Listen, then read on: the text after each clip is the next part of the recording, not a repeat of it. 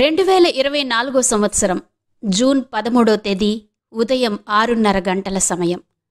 ప్రఖ్యాత పూరి జగన్నాథ దేవాలయంలో ముఖ్యమంత్రి, ఇతర మంత్రులు, ఆలయ ప్రముఖులు, పండాలు అందరి మధ్య, భక్తుల కోలాహలం మధ్య గత 5 ఏళ్లుగా మూతపడిన 3 ప్రవేశ ద్వారాలు వేద మంత్రోచ్చరణల నడుమ తెరిచారు.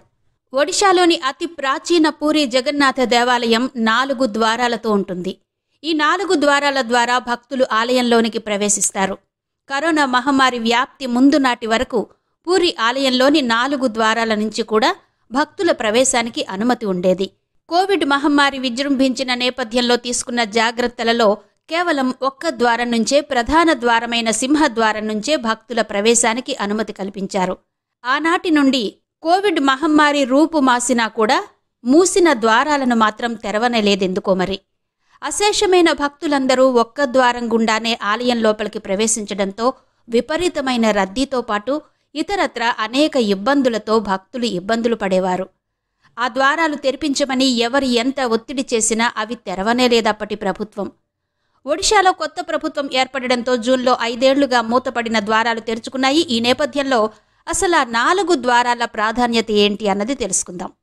మొదటిది సింహద్వారం లేదా సింగ్ ద్వార్. ఇదే ప్రధాన ద్వారంగా పరిగణించబడుతుంది. ఈ ద్వారం గుండా ప్రవేశం మోక్షాన్నిస్తుందని భక్తులు నమ్ముతారు. ఈ ద్వారం గుండా ఆలయంలోకి ప్రవేశించడం వలన ఆధ్యాత్మిక శక్తిని పెంపొందింపచేస్తుందని నమ్ముతారు. రెండవది వ్యాఘ్రద్వారం, పడమటి ద్వారం. ఇది ధర్మానికి ప్రతీక.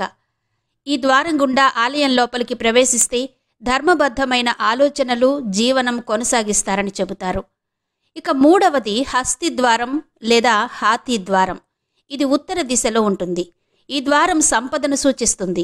ఈ ద్వారం గుండా ప్రవేశం వలన లక్ష్మీదేవి అనుగ్రహం కలుగుతుందని భక్తులు ప్రగాఢమైనటువంటి నమ్మకం.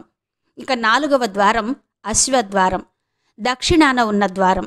ఈ ద్వారం గుండా ప్రవేశిస్తే లౌకిక వ్యామోహాలకు దూరమయ్యే స్థితి కలుగుతుందని చెప్తారు. ఇది పూరీ క్షేత్రంలోని జగన్నాథ దేవాలయానికి ఉన్న 4 ద్వారాల విశిష్టత.